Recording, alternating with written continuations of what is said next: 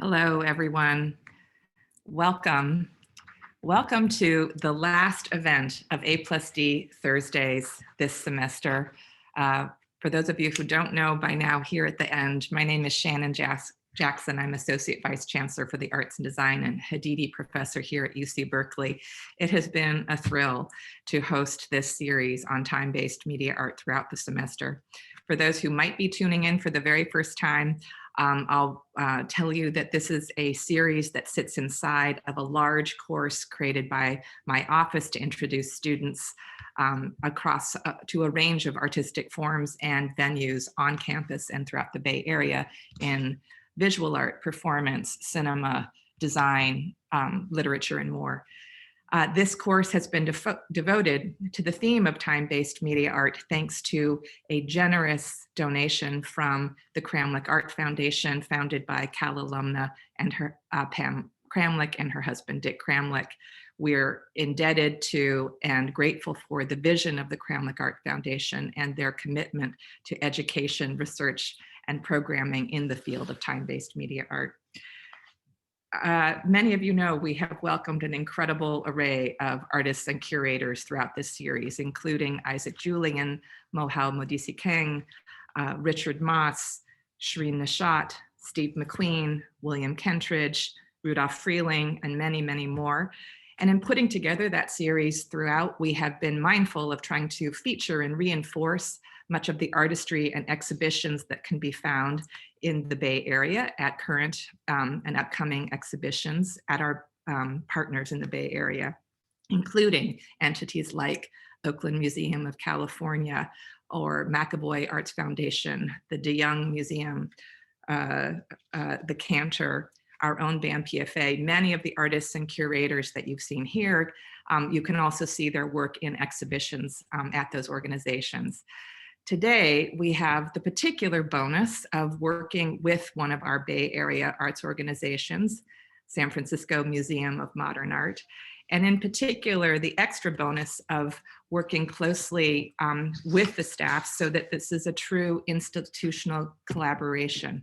We're really grateful for SFMOMA staff and all of the work that they have done to make this a co-hosted event. In particular, we're grateful for the work of Tomoko Kamamitsu, as well as Tanya Zimbardo, who you'll meet later. Also, I mean, that kind of collaboration is all the more poignant for me as I conclude not only the semester in this series, but also my 6-year term as Associate Vice Chancellor for the Arts and Design. And it is also with that sense of poignance and gratitude that I'm deeply, deeply thankful for the ongoing support of the A+D staff who have been behind the scenes supporting every aspect of this series and every aspect of our programs at A+D.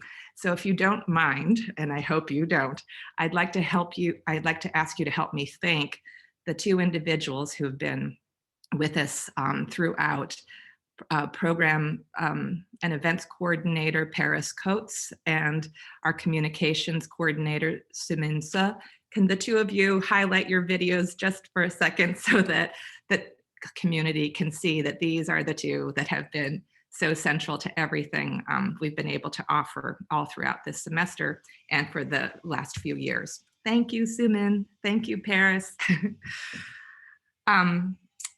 When we think about what it means to be collaborating with our Bay Area arts organizations, we're also very aware that all of those organizations I listed, as well as SFMOMA, occupy a similar regional space, which is to say we are also all reckoning with a similar regional politics here in the Bay Area. Both UC Berkeley and SFMOMA are sited on the unceded and ancestral land of the Ohlone people.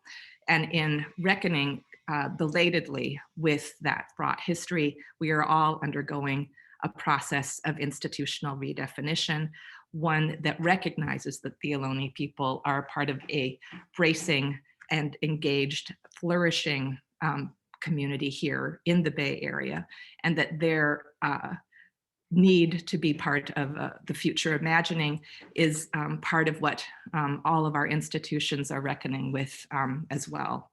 And when we think too, about what it means to reckon with fraught institutional histories, with fraught political histories and histories of the land. I think we might take particular inspiration from the future histories and futuristic histories imagined by our guest of honor today, Cauleen Smith. I think I first encountered Cauleen Smith's work in a long time ago in Boston at ICA Boston at an exhibit called New History. I was so grateful then, and so grateful for the work that she has always been has done for these last couple of decades. She is currently a Los Angeles-based artist and filmmaker.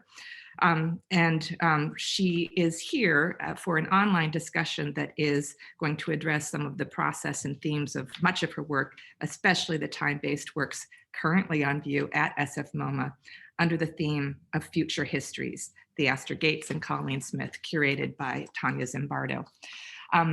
And also she's here to reinforce some of the other related online programming that Tanya, Tomoko, and others have been coordinating with SFMOMA in relationship to San Francisco Cinematheque.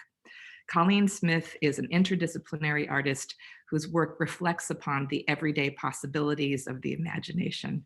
She works with multiple materials and a variety of venues, from performances to parades, manipulating objects and screens for museum goers, for Instagram followers, and for citizens on the street.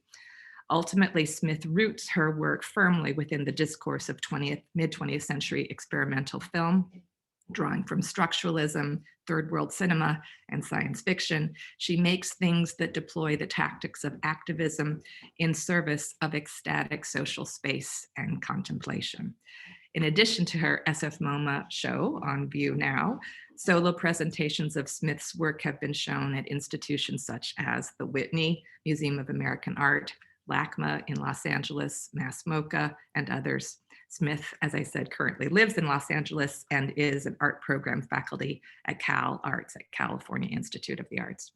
So without further ado, with continued gratitude, let me pass the screen to the guest of honor today, Cauleen Smith. Hi, hi everyone. I thought, Tanya, am I going first or are you going first? You're going. Yes, thanks.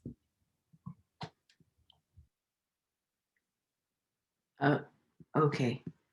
Hi, everyone. It's really good to be here. Sorry for the confusion. I thought I would just show you a lot of images today and a couple of clips and talk about some work that's actually up in California right now. And talk about some work that happened in the past, to talk about different ways that filmmaking kind of informs different aspects of my practice. So I think I need to share my screen. And let's see, I have some things I need to do first. Hang on, sorry. Oops. Still a little technical confusion here. Too many screens, too many buttons. Sorry. Hold on. Okay. Share that screen. Now do this. Okay. I think maybe now you're seeing a black frame with a title card. Yes. Great. So I wanted to talk first about a show that's currently up at SFMOMA.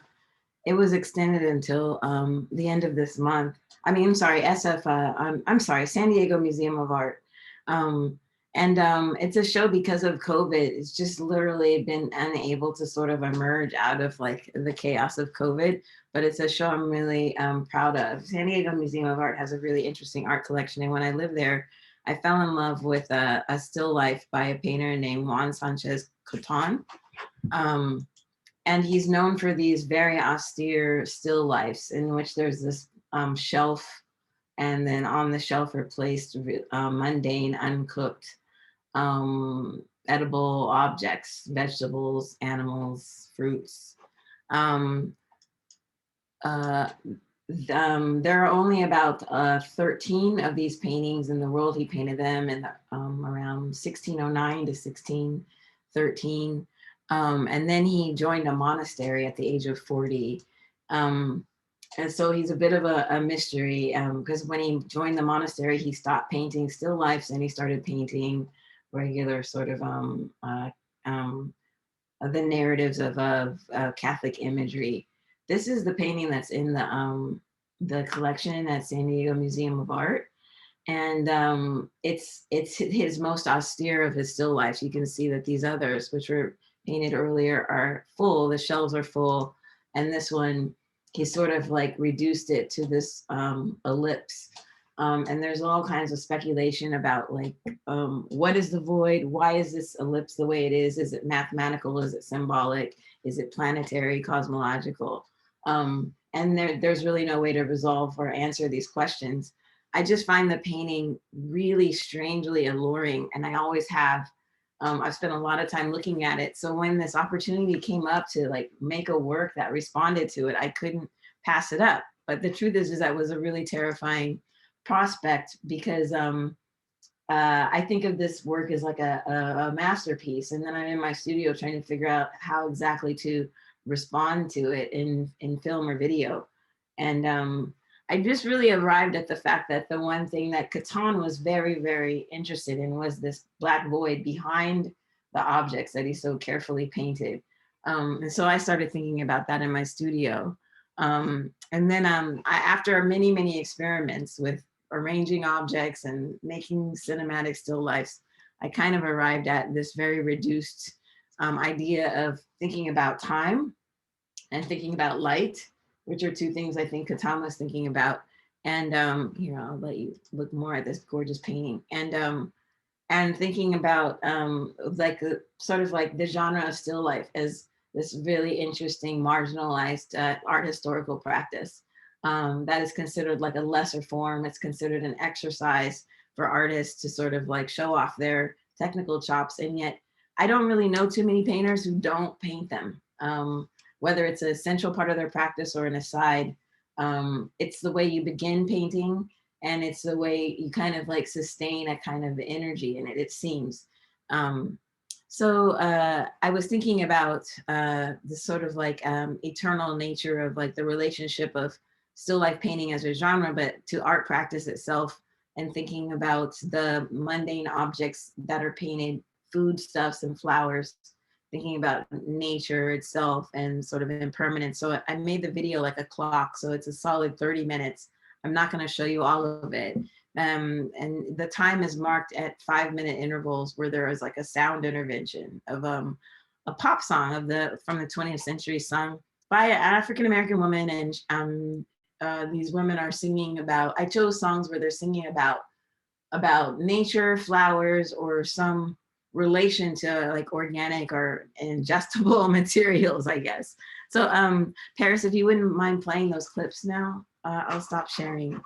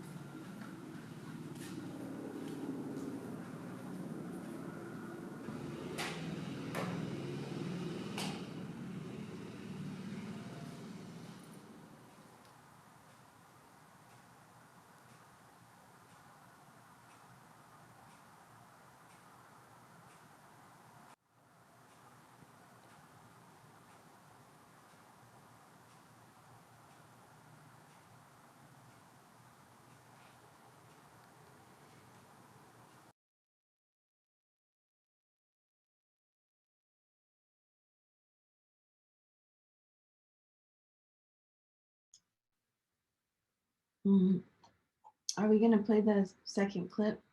Yes, I'm just queuing it up.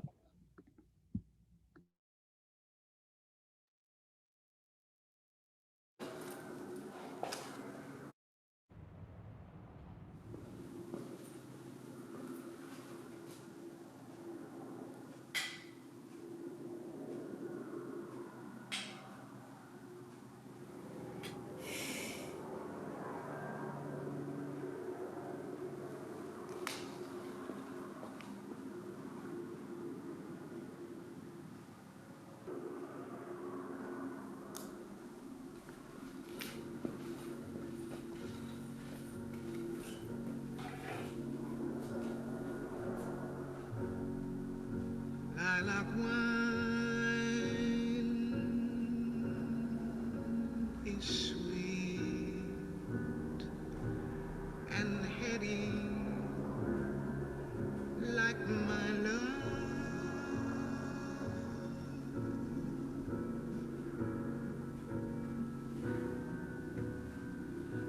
Lilac wine, I feel unsteady like my love.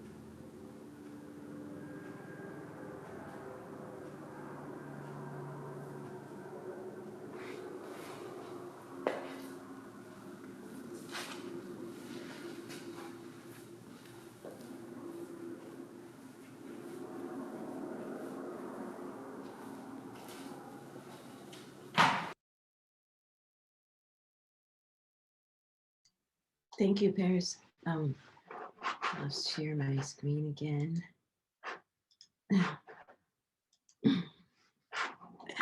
Let's see how do I do this. Okay. So I'm really interested in like the literalness of like time-based media, and how these sort of expectations around time and the cinematic, and then even like the landscape butt up against more intimate and mundane like modes of interaction. So I guess like in my mind, there's some kind of polarity between a still life painting and a landscape painting in terms of one being the monumental, the historical, the narrative that's taken up with a great deal of rigor in art history, and then still lifes, which are sort of dismissed and marginalized and always thought of as a kind of lesser work and practice.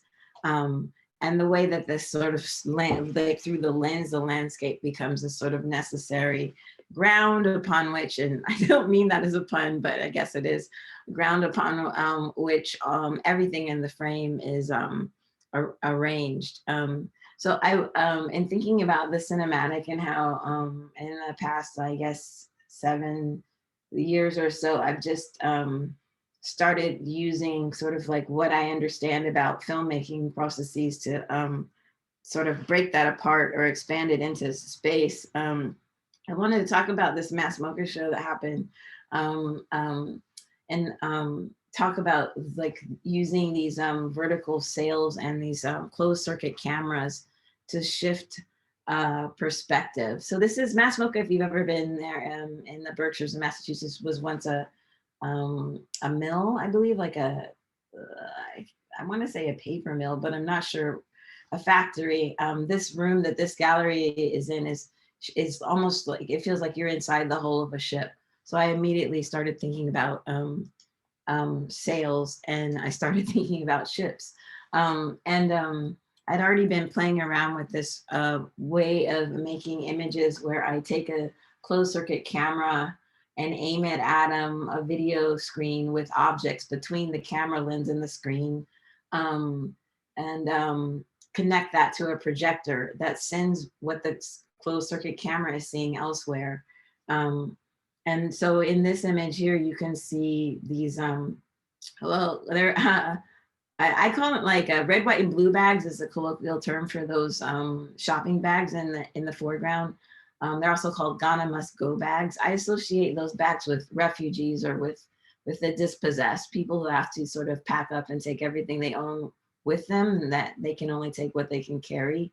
And I kind of have those Ghana must go bags holding down through with a pulley system the sails that are erected throughout the gallery. Behind that, you see this table, a CCTV camera aimed at a flat screen monitor at the other end of the table, and then all these objects assembled and arranged on the table.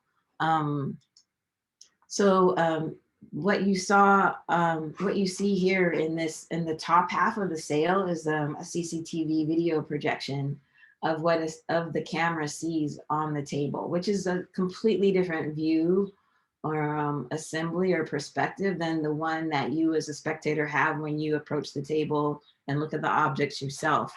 The exact same things are present, and yet they're not really accessible in the same way. Here you can see the table and maybe recognize some of the objects, but then recognize also that many of the objects on the table are not visible through this cinematic perspective at all. And it's something I just want to think about in terms of what is seen, what isn't, what is recorded, what isn't, what's accessible, approachable, and on what scale do those things occur. Here's some objects on another table. The objects, I spend a lot of time collecting these objects, and I often incorporate, when I'm allowed to, live plants into the installations. It takes a lot of time to collect the objects. It's really kind of a random process, everything from sort of like the detritus of making something else to very deliberately crafted objects, found objects, purchased, procured, collected, and I just accumulate them until I can recognize associations and relationships between them. And then I arrange them in front of these cameras, and then I make a video loop that goes on that monitor behind it. And the video loops are based on these sort of iPhone rules that I have about filming landscapes with no figures, mostly no figures. I have all these rules about like how to capture things when I see them. Like I'm sure most people do this, like your video journal, you know. And those journalistic moving images, like landscape videos, become the backdrops for these arrangements of objects. Here's another, this is the view of what the CCTV camera sees from this table here. And that image behind them is always changing. So it feels very much like a moving image, even though the figures and objects in front of the camera are not moving. The images below are these static 35mm slide projection images of sort of a galactic cosmological imagery. I wanted to talk about the sort of twin to the show that's at SFMOMA right now. And I hope you all can cross the bridge and go, all of you in Berkeley can cross the bridge and go see the show at SFMOMA. I'm very particular about the way this particular film, Sojourner, is viewed. In this image, you can see that there's this 12-foot long sofa structure and a shelf of disco balls in the room with the film. Like I'm very, very particular about what is in conversation with the film. When I made this film, I never really imagined it as a standalone film. I always imagined it as in a space and in conversation with everything in that space, including the spectator. So one of the things in conversation with the film at the Whitney were these series of drawings called the Fire Spitter series, which were images that I painted from iPhone pics that my poet friends sent to me when I asked them what was their desert island book of poetry, the book of poetry they felt they couldn't live without or would always insist that others read. And so it was a way for me to sort of learn more about poems from poets. So these are the hands of Natalie Diaz holding Dion Brand's book, amazing book, The Blue Clerk. So she just sent me an iPhone pic, and I didn't tell them, I just asked them for, I asked all of my poet friends for just like the name of the book, and they all sent me their hands holding the book, which I thought was, I don't know, there's something about that really, really moved me. At this moment, I wasn't thinking about making the drawings. When I was making this ask of my pestering my poet friends, I really just wanted to read some poems. And, and I didn't know what to read because I'm kind of ignorant in that realm. But each one of them sent me a picture of the book, and almost always their hand was in the book. And I was just so moved by that, that I started drawing them. This is Alexis Pauline Gumbs holding her beloved copy of the collected poems of Audre Lorde. And this is the great Dion Brand's hands holding her copy of Sylvia D. Hamilton's book, And Alone I Escaped to Tell You, which she told me, she actually sent me pictures of 5 books, but she told me she felt very strongly that not enough people knew about Sylvia. So that's the one I chose to paint. And my friend Christopher Franklin, who's also a great poet, self-published letterpress chapbook of her poems, The Killing Floor. So these are in the hallway before you're greeted, along with the film Pilgrim in the hallway too, on a flat screen TV. And then you move into the larger dark space to see Sojourner. And then SFMOMA, there are other things in conversation with Sojourner as well. So this is a still from Pilgrim. And to me, the films Sojourner and Pilgrim are companion films, they're sister films. They share the same footage. It may be shot with a different instrument, like 16 millimeter or 4K. I visited all of these sites in research of this project about utopian spaces and spaces in which an individual produced through sort of like creative visionary means, a space not just for themselves, to sustain themselves, but a space for others as well. I was already really interested in the Shakers, and I'll talk about them in a second. But I started to link together the Shakers, their gift drawings, a Black woman shaker, a freed woman in Philadelphia in the mid-1800s, Rebecca Cox Jackson, Alice Coltrane, who moved to California after her soulmate, John Coltrane, died, and began an ashram, and had a multitude of students and followers. Noah Purifoy, who founded the Watts Towers Art Center after the Watts riots, and then moved out in the desert and built a free outdoor museum.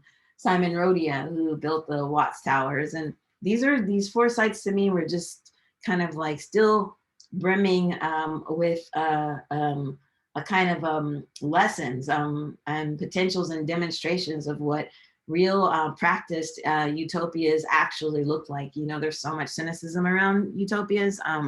And to me, I'm like, well, why wouldn't we shoot for utopia? It's not like this thing we have now, capitalism is working so well, right? So why not constantly strive for something more perfect? And so that's what these communities did, and they succeeded.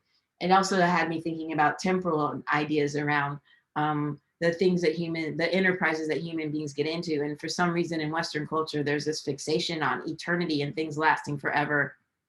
And I started to realize that there might be a kind of violence in insisting upon something lasting forever. And that maybe the sporadic immersions, like the arrivals and erosions and presentments and dissolutions of these utopian gestures is perfectly natural, almost geological, and that maybe we should really embrace the ebb and flow of human efforts to build systems that really sustain and nourish them. So Paris, if you wouldn't mind playing the Pilgrim film, I'd really appreciate it. I will stop sharing. I don't really know what's happening now. Let's see.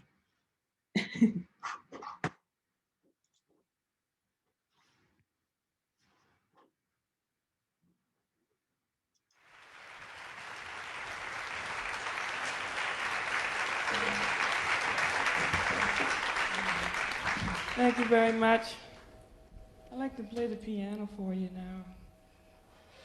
One selection was composed several years ago, and it's entitled One for the Father.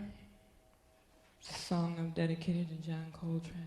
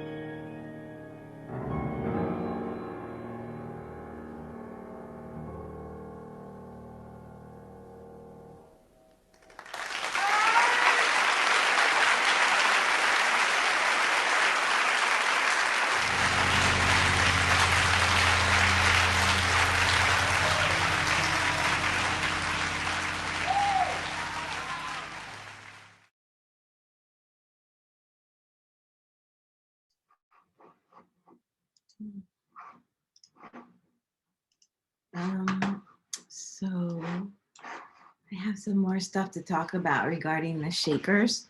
And what kind of got me started on this entire project that led to making Sojourner were these Shaker gift drawings. Let's see, can I make that full screen there?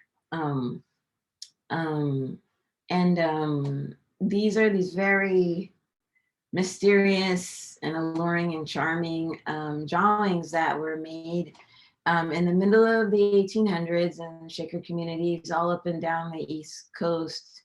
And it was called the Era of Manifestations. It was after Mother Ann Lee, the founder of this cult, died.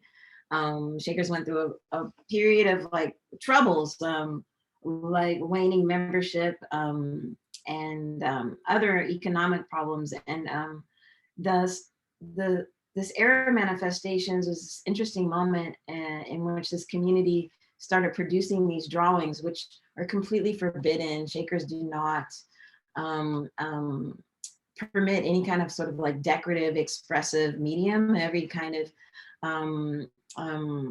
material thing is functional, and that doesn't mean it can't be beautiful, but it can't be decorative. So you don't just make an image just to make an image. So these were actually forbidden, and many of them were destroyed, and the ones that survived are so cherished now. And this Era of Manifestations, in which young women mostly would have a vision where an ancestor or a spirit would speak to them and direct them to make the drawing and then give the drawing to someone specific. There was always a designated recipient. This sort of reignited and reinvigorated the Shaker colony, and they went on to exist for another 60 years, which to me was sort of like this crucial evidence that cultural production is sort of at the core of social survival and a society thriving, not sort of an extra thing, but a crucial and central thing. The moment these young women started making these drawings, the community was somehow able to revive and save itself. You'll see, I don't know if you can see I don't think you can see my pointer, but on the right side of this drawing, there's that middle band. To the right of the heart, there's this very strange object. There's a bird sitting on a wheel. It looks kind of like a sewing machine, a table, spindles, things hanging off of it. That object is labeled instrument, a heavenly musical instrument. There's a lot of writing about Shaker drawings, but the scholars all kind of like ignore these weird, mysterious objects that are labeled heavenly musical instruments. It's a bit of a scholarly aporia. I was obsessed with them. I like would track them down in all the drawings and retrace them and recopy them. And I really didn't know what to do with my obsession with them, but I recognized it as something to think about. And it wasn't until I read Alice Coltrane's memoir, Monument Eternal, where she describes leaving her body, visiting astral planes, and encountering instruments that play themselves, that I kind of felt I had permission to work with these images because of Alice Coltrane in the middle of the 20th century and these teenage white girls in the middle of the 19th century are having the same visions. There must be something to this. And so, and not only that, but these are both instances in which people produced culture so that others could thrive and survive. And so that's when I really began in earnest investigating these sites of radical generosity. And sort of, these are elements, like I normally don't show this kind of drawing. These are elements that end up in a later work. They end up in a wallpaper, which I think of as a map that connects these sites together. In Pilgrim, you saw a lot of layering. So I go from the Watts Towers up to Malibu to Alice Coltrane's ashram just by using superimposition. But when I put this film in the installation, I wanted to, I felt like I wanted to like literally link these in a map, a kind of psychic map. So I started designing this repeating wallpaper pattern that these elements got popped into. Ended up looking like this. And this is like installed right now at the LACMA. This is what it looked like at the Frye Museum. This is another space that I use it in. And I think of these wallpapers as a map, as an envelope, as a container for other things to occur, and also a place for, you know, humans to exist and kind of rest or have contemplation. This is an install shot of LACMA where you don't see the wallpaper. It's around the corner on the other side, but you see like the scale of Sojourner is very small in relation to other things happening here. It's sort of like part of a constellation, not a dominant force. At the end of Sojourner, I'm not sure if the clip that I play has the end of it in, but at the end of Sojourner, there's a moment where I have the people in the film reenact this photograph. This is a photograph taken by Billy Ray. He was a time life photographer, and he was his assignment was to go to South Central LA, Watts, in 1967, and document the seething, angry Negroes in the aftermath of the Watts rebellions that had occurred 2 years previous. He did that. He took pictures of angry Black men, but in his proofs and in his archive of his own photos, the photos that Life magazine did not use for their article, you see that a lot of these images were collaborative efforts. There are images of like guys like laughing while they're lighting Molotov cocktails for the photographer. And there's these random group of guys that seem to coalesce in this photograph where what's really clear to me after looking at a lot of Billy Ray's photographs is that these young men did not really know each other, all of them. And the age range is pretty vast. You see the man in the flannel suit shirt in the center. He's married. He could be anywhere from like 25 to 35. And then there's this young man to the far right who could be anywhere from like 13 to 17. Like the age range is vast. Their aesthetics and styles are widely different. And but they are all very interested in being photographed by Billy Ray. And this photograph to me looks more like a fashion shoot than anything else. Some of them are wearing like their best clothes, are really nice clothes, and they look great. And instead of sort of like this angry, violent Black male imagery that Life magazine really wanted to sort of disseminate, what we see is a sort of languid, elegant sociality. And it's happening inside of the Watts Towers, which for most of its time, up until I think maybe 20 years ago, it was unfenced. And so anyone could go inside of the Watts Towers at any time and just hang out. And so many photo shoots of celebrities, rock musicians have happened there.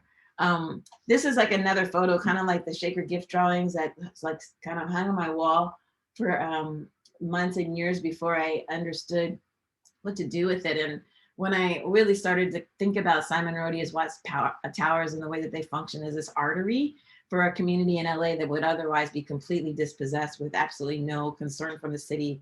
And now it's this really important site of cultural leverage. I thought about how incredible it is that Simon Rodia built this and then kind of like gave it away. He literally gave it to his neighbor, signed the deed over to a neighbor and left and never really returned to the site. And the site continued to be an anchor for a community. It was the site that enabled Noah Purifoy to start this art center that is still there. But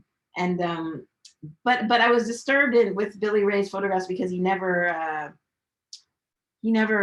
really photographed young women in this way. And so I thought, well, the thing to do is to really reenact this photograph with young women. Again, I'm not clear about what this clip is. I can't remember, and I apologize. I hope it resolves with the image that I've been talking about. I'm going to stop sharing, Paris, and maybe we can cue up this clip.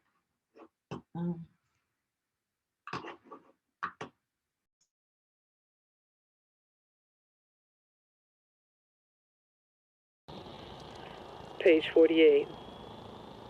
The Lord can produce sound from such non-musical entities as motors, electrical appliances, clocks, dishwashers, refrigerators, cars, airplane engines, window panes, water, trees, the wind, and from people without their knowledge.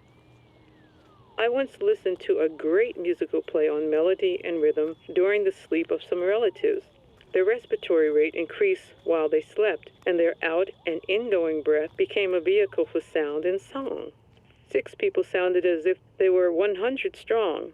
Effects of cymbals, bells, tinkling, percussion, and dialectic inflections, if the songs were of foreign origin, were clearly audible.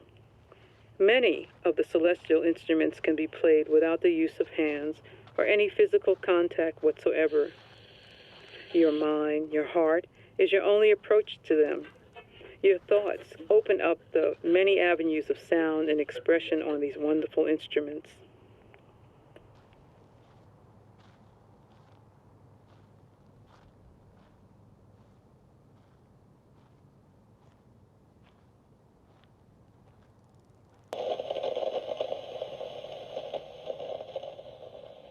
What is monumental and eternal to me is to feel the Lord's play and hear the Lord's laughter or talk. Why, just this morning the Lord said to me, "Hey, Turia, at dawn, sit at the feet of action. At noon, be at the hand of might. At the eventide, be so big that sky will learn sky."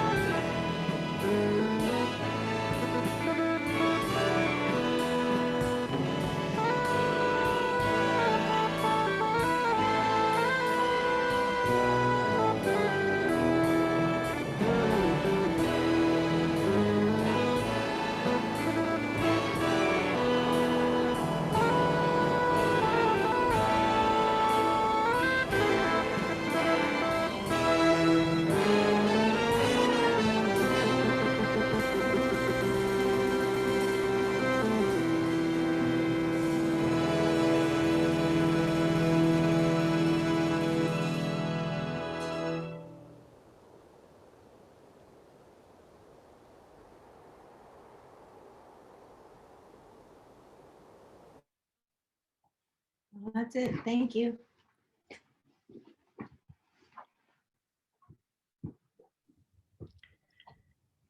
Thank you, Colleen. It was so I think for many of us who have both seen the film as well as who are experiencing it for the first time through some of these clips, just the sense of, kind of space and the way that there are different approaches to thinking about the kind of idea of visiting and sort of pilgrimage to these really important sites. And in particular, I think with that last one where you have on one hand Alice Coltrane's music from her album from 1977, Eternity, with Noah Purifoy's really astounding outdoor museum in Joshua Tree. But that one banner, especially that speaks to, is coming from Alice Coltrane's Monument Eternal. You've sewn onto the different banners that performers are carrying to various locations in the film.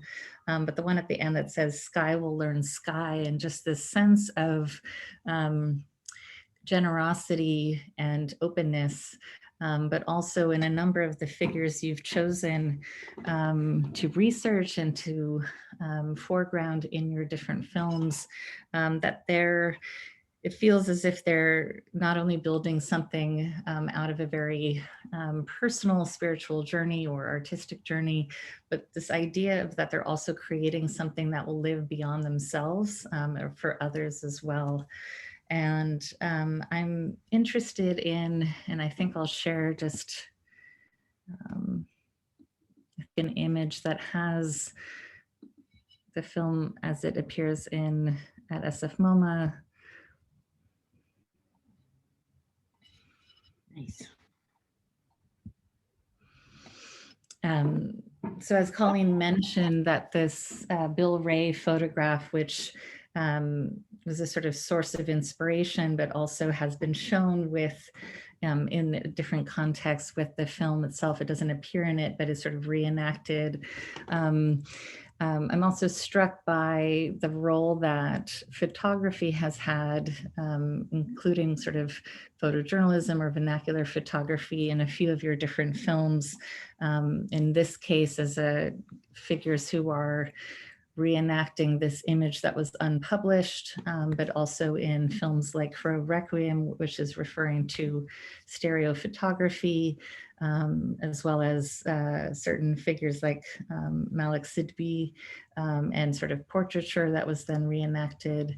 And even your early feature film that you shot here in Oakland, Dry Long So. But I'm curious to learn more, if you could say, about sort of how you approach these different kind of photo archives and sort of what you're looking for and how you learn about some of the material that you then choose to sort of refer to or incorporate in these films. Yeah, I am. I actually, it's really, I'm learning that the way that I do research is kind of works against the way that archives are structured, because you're supposed to kind of approach them knowing what you're looking for. And to me, the whole point of getting in there is to find out what's there. And if I knew what was there, why would I need to go?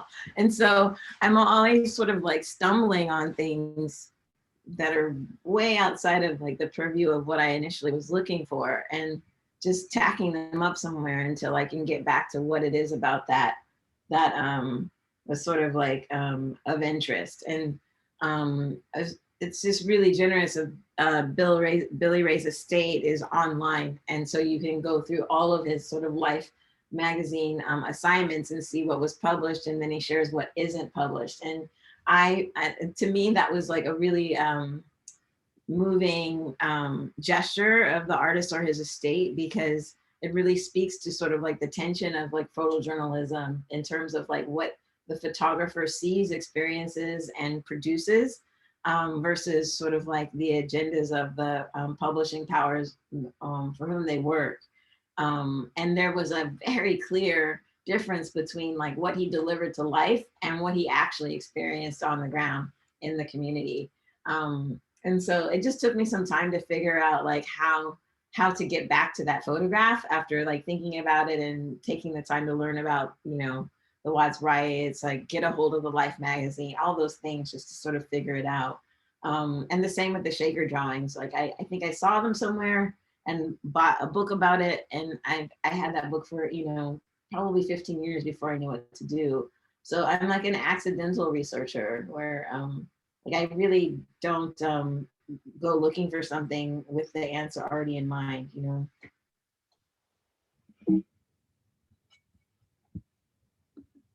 And in one of the works that we're also showing in the exhibition in dialogue with Sojourner is it's a video which is referring to a larger body of works on paper, which is part of a series or several now series you've done of book covers, including Fire Spitters, which you had shared.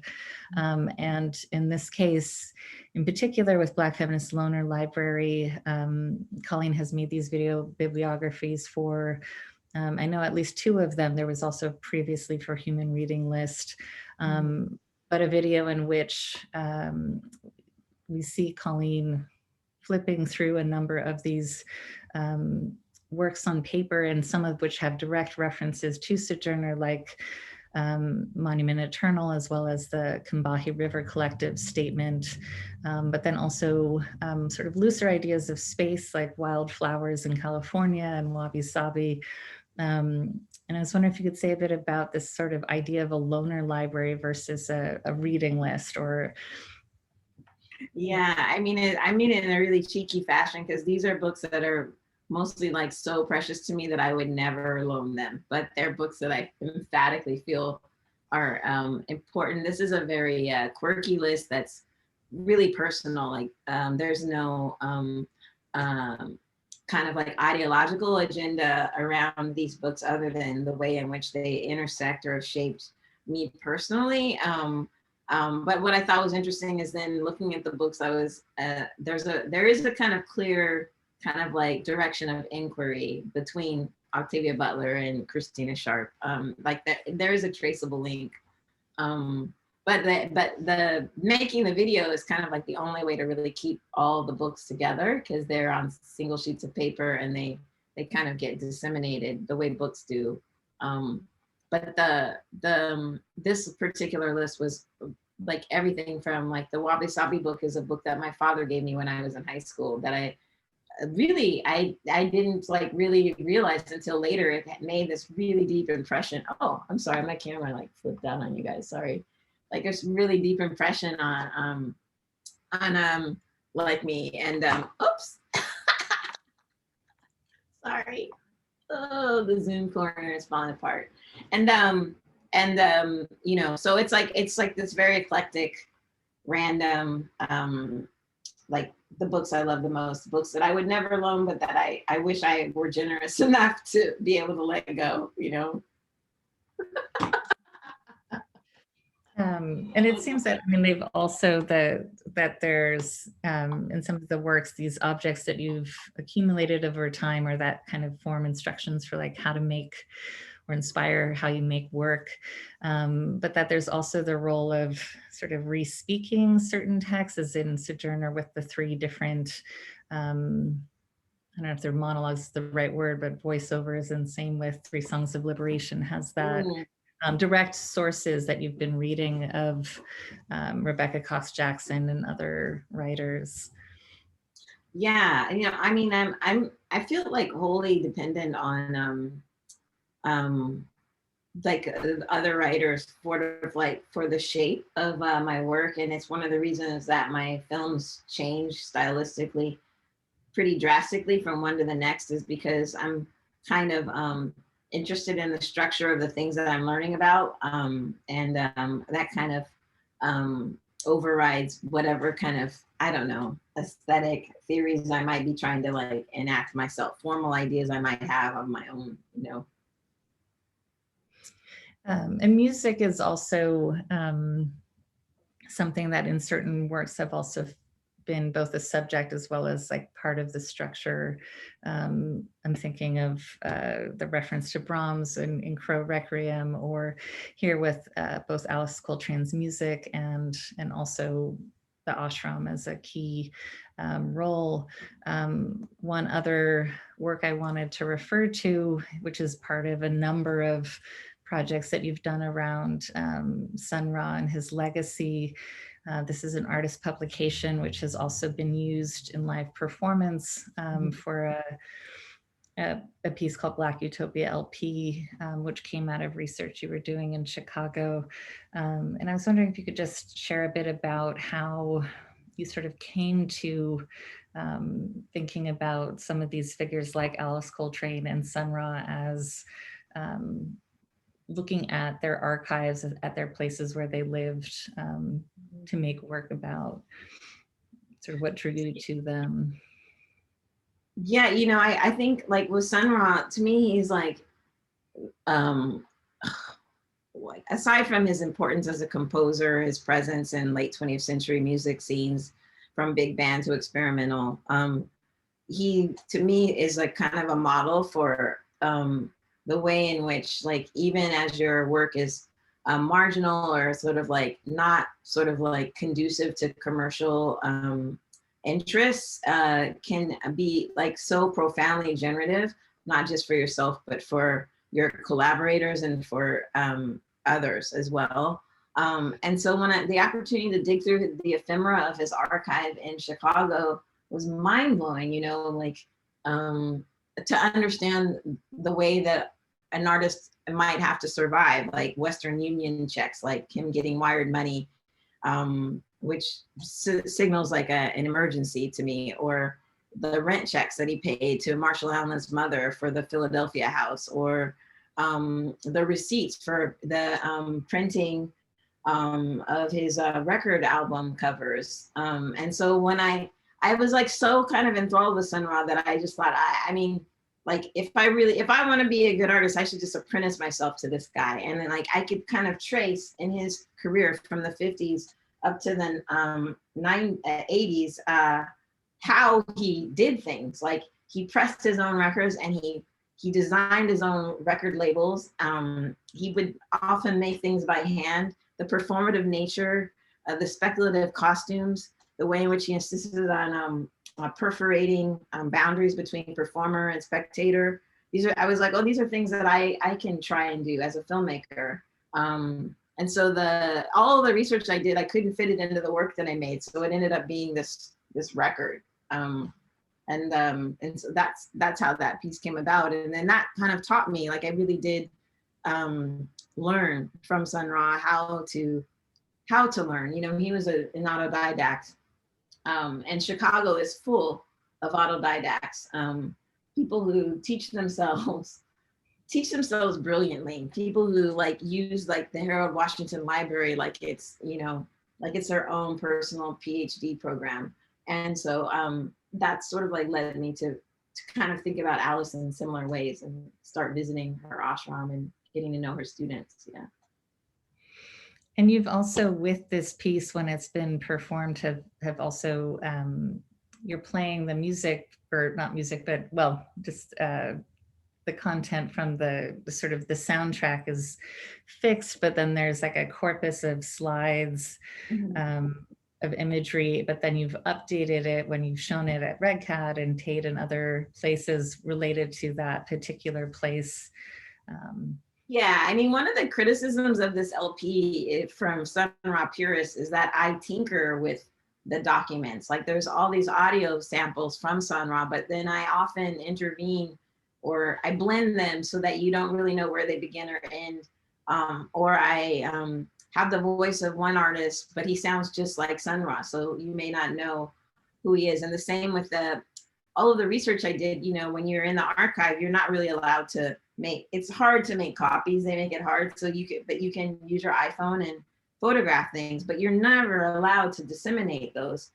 My strategy around permissions was to take all of my digital images from my phone of everything, all the ephemera that I found in Sun Ra's archive, and turn them back into 35mm slides, which makes them discrete individual objects. And then to only share them live, like to not make a video, but to do a live performance. So that is sort of like educational purposes, me sharing these slides. So then I guess, you know, Chicago could really come for me when I do these live performances, but I'm really, really limiting I'm like taking like by reducing these things back to like a discrete analog form, I'm like attempting to protect this material. But I really wanted to show it, which was how I arrived at this idea of this ongoing movie. And then the constant tinkering with and commenting and responding back. So the slides are things from Sunma's archive, but also things I learned while I was learning about that, things that expand on his ideas, things that I wish I could talk to him about, or like weird theories about Dogon cosmology that are inserted and things like that, you know. Yeah, and you've also shared this or a version of this as a like a space station, like as a full installation as well, right? Yeah, and then that's like really fun because then the slide projectors are there available for, like I have 2 slide projectors with these slides going, not all of them, like there's like 1,500 slides in the performance and only like 150 when I do the installation, but the remotes are there with 2 chairs. So participants can sit down and they can operate the slide projector themselves. There's the screens overlap a little bit. So if like a stranger sits down in the other chair and starts operating that slideshow, you kind of have to like work with them to like get through everything. And that I think like that this like kind of flexible, constant like translation of one work into another work is something that I'm interested in and also struggle with, because it makes it very difficult to fix things in space and time the way that you like we like to do in art in history. Like they're like, this thing has a title and a date and it's done, and these things are just never done, you know. And then just the last work that's in the show, which is also in an online program that launched today on San Francisco Cinematheque's website, is a short silent film shot in Chicago called Lessons in Semaphore. And this is a work that we had discussed including because there is a scene in Sojourner where you have, I believe they may be students who are in the hills in California with these custom semaphore flags. And here we have the choreographer Taisha Paget activating this sort of lot in Chicago, and Chicago also being one of the locations in Sojourner with Dr. Barbara Ramsey. But if you could just maybe say a little bit about this particular work and also just the use of these flags in your work. Yeah, I mean, I will be eternally grateful to Taisha for being willing to play with these flags. Like we just wanted to do something together, and I had made these flags. I'm interested in all systems of like communication that are analog and that are about kind of like distance, like everything from kites to flags, systems of communication that can't really be kind of like intervened with. They're about a kind of visibility. So I made the semaphore flags just thinking about that, like thinking about like what it would mean to signal like 5 blocks down with semaphores instead of with a phone. Taisha came to my studio and I said, well, I have these, like, what do you think? And she immediately just like unfurled them and activated them. I was like, okay, we're gonna go in this lot. I gave her some galoshes, and we went into the empty lot across the street from my studio, which in the summer was 3 feet high with weeds and all manner of like trash is probably in there. I don't know, but she kind of like fearlessly just like dipped into it and produced this dance. And so this film is like very much a touchstone for me. And the semaphores, I was like, oh, okay, they do exactly what I want, which is, it wasn't just Taisha activating them, it was the entire neighborhood suddenly like felt like they were being signaled to. Like the traffic slowed down, people started like talking to me while I was filming, wanting information. And so I thought, oh, this is a viable like tactic.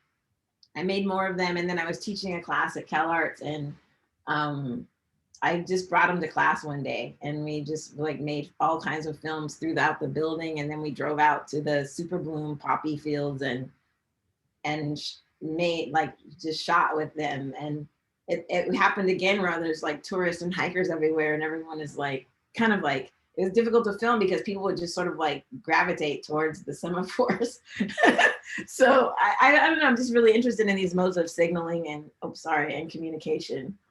Mm-hmm. Yeah, and also just, I mean, in this film, just the kind of shift in perception of lots. I mean, just that often, you know, especially for sometimes residents of an area, can be perceived negatively, and here it's like this kind of nature coming to life in a different way as well. Yeah, I mean, when I lived in Chicago, I lived on the South Side, and the South Side is just sort of like besieged by a kind of like very deliberate and willful economic, it goes beyond neglect. It's like a very calculated kind of economic attacks on this community. And one of the ways they do that is they like will tear down a place where people live, evict them, displace them, and then not build anything in its place. And it just becomes an empty lot. That becomes like a little bit scary for small children. Like these weeds grow 3 and 4 feet high. There's all this folklore about like finding dead bodies in empty lots. People hated these lots, but for me, being from California and never living in a place like with so much rain and water and not really understanding the prairies were a real thing, like prairie land is like a real thing. And this is what this was. This was prairie in the middle of the city. Wildflowers, all manner of like edible, sustainable, and gorgeous like wildflowers. And I kept trying to like amplify this and trying to shift the way my neighbors saw the lots, and I completely failed in that, and they're completely right to reject these lots and want something better for themselves. But that was like an attempt to kind of like think about like what we already have and like how all these natural spaces so kind of amazing to have, you know. Yeah. Well, thank you, Cauleen. I think we're going to turn now to our audience. And I just wanted to say thank you to everyone who joined us. It's, I think, such a pleasure and honor to be able to highlight this work. And I know for so many film curators and artists and filmmakers, especially here in the Bay Area, where Cauleen had studied film and undergrad at San Francisco State University, but that your work has been so important for so many curators here to show. I'm thinking of even just last week, we had a wonderful presentation in which we heard about just one example of Jackie Clay showing one of your early works at Et al. Gallery here in San Francisco, and the way that Canyon Cinema Foundation in distributing one of your early works has just been so important for a lot of filmmakers. So it's just really great to be able to share this work, and I hope everyone will get a chance to visit the museum and definitely to check out the Give It or Leave It show at LACMA.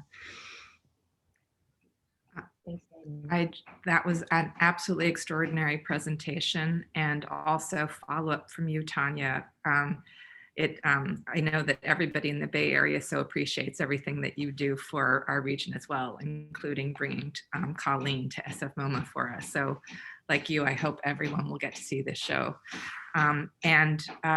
We have, again, lots of expressions of enthusiasm and connections in the chat. Some of which are starting to make their way into the formal Q&A. Just to start things off, Cauleen, I don't know if you heard, but when I talked about the course in which this public lecture sits in, it's a course that's offered every semester to mix a variety of art forms, sometimes literature, visual art, performing arts, film, design, cinema, and every semester there's a slightly different emphasis perhaps on more one art form rather than another. And in working on time-based media art this semester, we were working more with screen and video installation, certainly, but your work, perhaps as more than anyone in the series, or maybe you could be placed with William Kentridge in our series, really spans across all the forms that as much as you say you're an accidental researcher or an autodidact, you're really investigating forms that are often thought of as part of discrete or different genres of practice around poetry or literature, around music. And I just wonder if you could say a little bit more about that. When you talked about Sun Ra and recognizing that he's not just a musician, he's somebody who pressed his own records, or that he also had, you know, ways of thinking about costume, et cetera. It seems like you're always investigating a variety of art forms, even if you also ground your work so firmly in experimental film. So what it means to be working across the arts the way that you do. Anything more you could say about that? I would say that I think artists have always done this. It's just that maybe we find certain viability in a certain niche. Like I would call myself a filmmaker, you know what I mean? But that's my training. And I think that way, regardless of what I'm making. If I'm like working with ceramics, I'm kind of thinking about props and objects like that someone is going to use in another form. If I'm thinking about like making an installation, I'm thinking about mise en scene. That's like the only way that I can think about it. You know what I mean? And I'm like standing in different ways and I'm thinking about like what that looks like from this angle, which is like a cinematic kind of like frame. So one of the things that like recently, there's this book that came out last fall, it's called Epistrophes by Brent Hayes Edwards. And he was looking at all these musicians who had these really robust writing practices. And he was making the case that like, you can't understand these musicians without understanding the way that they used writing and how important, like Louis Armstrong traveled with a typewriter. He wrote loquaciously letters and like newsletters, and he just was always writing. Duke Ellington was aspiring to write and was always writing. Mary Lou Williams like was this list maker. She was always making lists, and he's like suggesting, yeah, like you can't even really like to not consider this writing practice in relation to their music seems as if you're not actually engaging with this artist in their totality.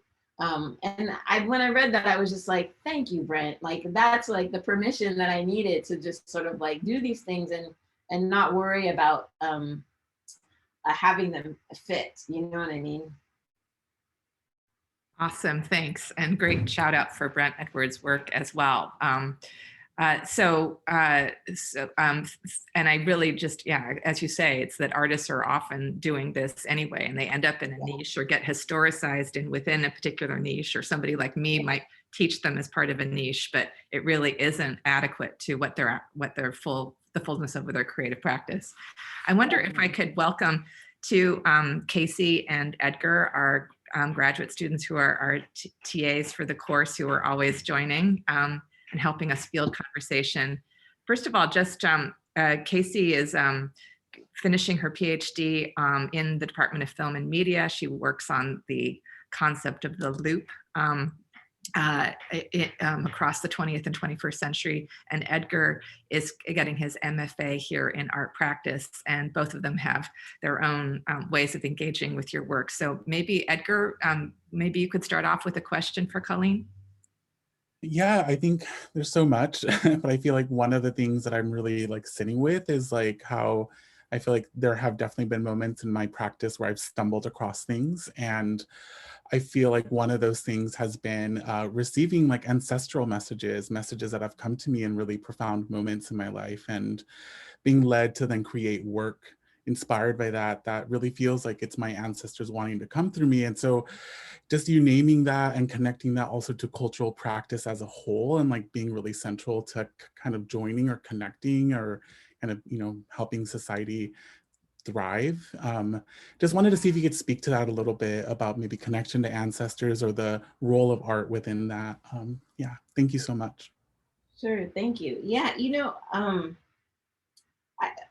I'm trying to figure out like how to talk about this in a way that doesn't make it sound as if I'm trying to dismiss this like spiritual component that people recognize in my work, but that I'm not really working from myself.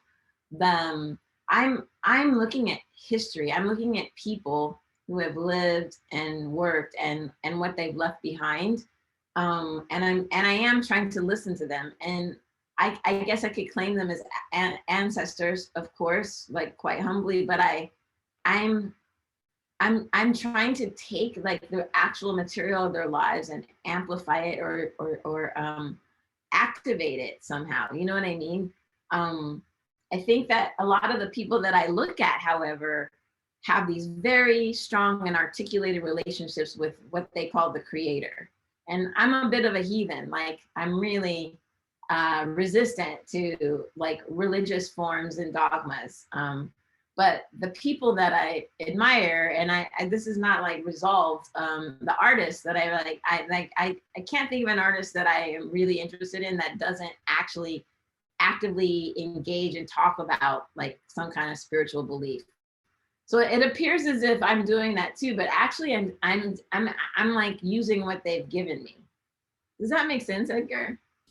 That makes a lot of sense. Yeah, I really appreciate you sharing that perspective, and I think I love also maybe the expansive notion of what ancestors can be, especially with the histories of colonization and dislocation. Yeah.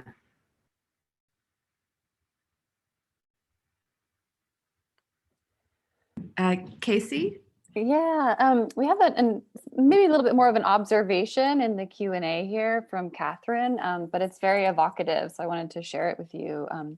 Catherine writes, I wonder if you've ever thought about how you are a time changer with histories, left objects, saved things, analog tech, still lives, shifting, cracking, racing time, visually and kinetically, you forage time. So I wonder if that resonates with you at all, if you think of your process as foraging time. I'm literally gonna copy and paste that and put it in my bio. That's brilliant. Thank you. Catherine. That's like, so, well, it's an enormous compliment. Thank you. I wouldn't have seen that, but I guess that's what it is to like look at history, right? Like, you're constantly looking backwards, but the reason to do that is to give yourself tools to speculate about the future and to sort of like reorganize like the conditions of the present. That, to me, that's what all of this stuff behind us is for, you know.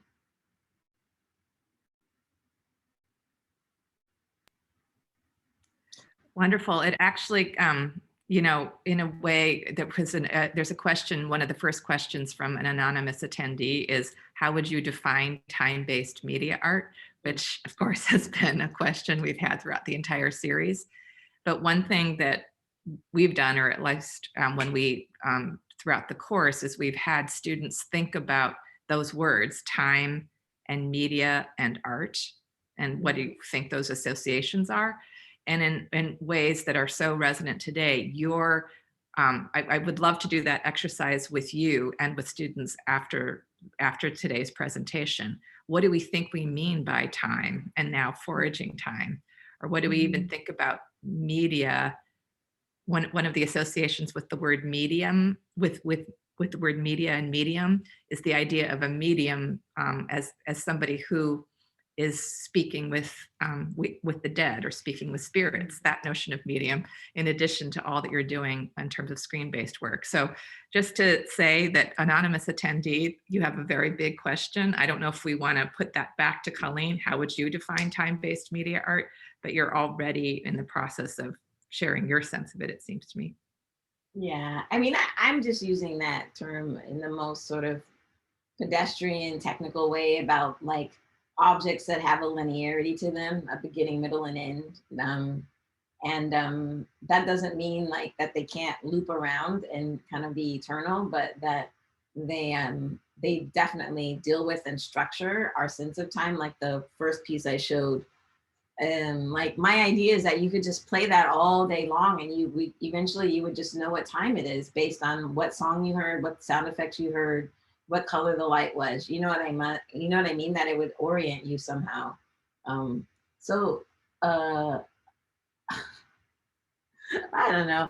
I mean, I love the idea of a medium, and I think I do think of media as like the interrogator, the thing in between us, like, I do think of it that way. I think of that's what film is, and that's why I'm interested in it. You know what I mean? Yeah, awesome. And I love the idea that the artwork itself could become a kind of clock to tell you, almost like an alternate way of thinking about, you know, what time it is, and, you know, to set your time by the artwork. Casey or Edgar, do you want to help us field a couple of more questions that are now up in the Q&A? There's a real specific one here from Elizabeth, if you want to share that, maybe Casey? Sure, yeah. So it's a question about color in your work and specifically in Floricanta. So Elizabeth asks if you'd mind discussing the presence of black and blue in your creation of the void. And then Elizabeth makes an association between that and suggests that maybe it has something in common with David Hammond's installation Concerto in Black and Blue, which she said came to mind when watching that, specifically photographic documentation of the work showing the blackened gallery illuminated by blue flashlights, which she points out is on the cover of Darby English's book, How to See a Work of Art in Total Darkness. Yeah, that's one of my favorite pieces of all time. I've never seen it, I've only read about it. And what it did for me when I imagined it was just like I'm still reckoning with like the force of the Hammond's decisions and how we arrived at that gesture. But no, I probably wasn't thinking about it when I made Floricanta. I was thinking about the black void in Coton's work. I was thinking about his idea of the void. And this is like a man in the 1600s in Spain who's making still lifes that then kind of like launch this Spanish still life genre, and he refuses to narrativize the objects. And I just thought it was so interesting that like he just kept pulling things away just so that he could just get closer to the void. That's all that's really what I was just having a conversation with Coton in that work, you know. It's such a powerful metaphor, it seems like, for your work and for what all artists do, this sort of like framing and creating space for the void. And great to have Elizabeth place you in such good company with Hammond's. Also reminder to students that you got to see Fat Free earlier in the semester. Thanks also to the Cramlet collection. Maybe Edgar, would you close us out with this last question from Luna? Yeah, so Luna's asking, would you say that your work engages with Sankofa sensibilities? Do you mean the film collective or the concept of Sankofa? I'm imagining the concept, but I'm not sure. Well, sure. Yeah. I mean, does everybody know what that is, Sankofa? It's like a concept of like looking backwards to move forwards, which I mean, absolutely is what I'm doing on the most basic level. Yeah. It seems that again helps us think differently about time, certainly not within traditional or Western schemas of time. And it seems as which is just also to say that as much as your work might have a beginning, middle, and end, that it's also about exploding ideas about what qualifies as the beginning, and also, as you said earlier, that that these things never end. So Cauleen and Tanya and Tomoko, Paris, Suman, Casey, and Edgar, thank you for your incredible support. Most importantly, Cauleen, this has been an absolutely stunning way to end our series, an amazing way to spend our afternoon here. And I know that everyone wishes it would not end, and everyone's really excited to see that show at SFMOMA and go to LACMA as well. Yeah. Thank you. Thank you, everybody. Bye. Thanks. Thank you. Thank you, everyone. Bye. Bye.